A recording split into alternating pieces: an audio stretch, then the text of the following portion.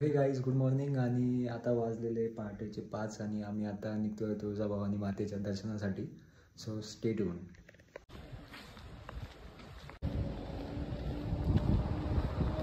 इथून आता जे ओटी सामान ते घेतलेलं आहे आणि चहा घेऊ आणि पुढे जाऊया आता दर्शनासाठी.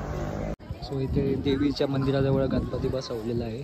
जनसम्राट कबड्डी संघ महाद्वार चौक तुळजापूर आणि हे महाद्वार आहे.